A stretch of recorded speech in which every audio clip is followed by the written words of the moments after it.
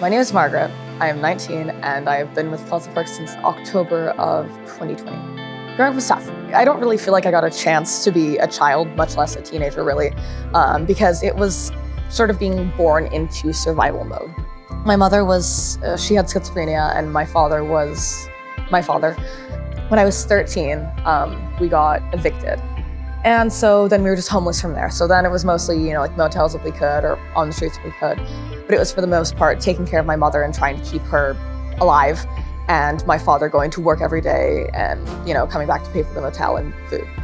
We lived in shelters, when we could, and then on the streets, when we couldn't. So entering the foster care system, I didn't go in the traditional way. It was a little bit unorthodox. My mother abandoned me. So we had been homeless now. It was 2019. It was September of 2019. I remember very distinctly. And so our time had run out at a shelter. My father wasn't around anymore. And so I remember very distinctly one day, she's like, okay, so we're leaving. I'm going to drop you off at the runaway shelter and you can figure it out from there. And I was like, hey, I don't think you can do that. But that she did. And so, as it goes, when you are left there for 21 days, CPS mandatorily has to, file you as abandoned, then you enter the system. So that's how I entered the system. Despite previous CPS involvement, despite me being homeless for 4 years and, visibly abused, neglected, and parentified, so on and so forth throughout my youth, that was how I got abandoned. And entered the foster care system. I was 16 and a half, I was almost 17, and there's a shortage of parents who are willing to take teenagers, especially a teenager who has been homeless, for almost half a decade. So my therapist at the time vouched for me to, no, just, put her in a placement, see how she does. I can assure you that she just needs love. She needs some TLC. And so my adoptive mom's, it's just the one of them, she was a brand new foster parent.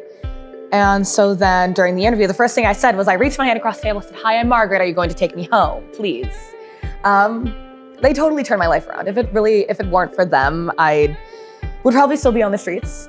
I definitely would not be here, and I definitely would not be who I am today. I feel like it was supposed to work out that way. I feel like it was supposed to, fall into place the way that it did, though, these were very difficult experiences. I really do feel like it was meant to happen in a sort of woo-woo, way. One of the super awesome social workers, when she was doing a home visit for one of the other placements in the house, was like, hey, so we're about to buy this new building and they're gonna open up a cafe. I know you're irreversibly addicted to caffeine. What do you say? And I was like, absolutely. On the day of my interview, I was getting ready. I was, I popped up out of bed, I put on my favorite music, and I was, getting dressed, get myself all pretty for an interview, right? I got a call from my social worker and she's like, hey, girl. I'm like, hey, what's up? I'm all excited. And she says to me in this really off-kilter tone of voice, she says, hey, are you sitting down?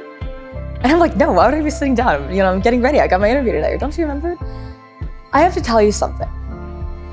And immediately, I get that feeling and I'm like, oh no, because there had been a lot of very interesting things that had already happened in this year, the pandemic, my father passing away, yada, yada. You can imagine that when I had found out that my mother had committed suicide, that was very jarring. That's a very jarring phone call to get at 8 a.m. on what was supposed to be, one of the happiest days of that entire, year, and in a while, really. When you hear about these things, it doesn't really, the onset isn't instantaneous. But I think that at that point, I really didn't know how to react. I hugged my adopted mom, and I clinged really tight to her, and I wiped my tears after a minute, and I was like, I'm gonna go back upstairs, they're just getting ready, I gotta go. If Plaza Perks wasn't Plaza Perks, and I had to come into a brand new job and a brand new environment and a brand new building with brand new people, carrying all of that, I don't know how I would have handled it. We take a different approach to our work environment, and that's what I love the most. So it definitely taught me, that it's okay to not be okay. And that's a really, that might be a strange thing to say. We all have traumas. We all have traumas here. And some days, we'll just sit there and be like, today's been a rough day. Let's all sit down and let's all just kvetch, complain, about stuff that's happening. And then we get it out, catharsis, we hug it out, and then we go back to work. And if one person, really needs like a mental health day, you got it. Don't, no question about it. We take care of each other here. And I feel like that's what I really needed, especially after the series of events before I got hired.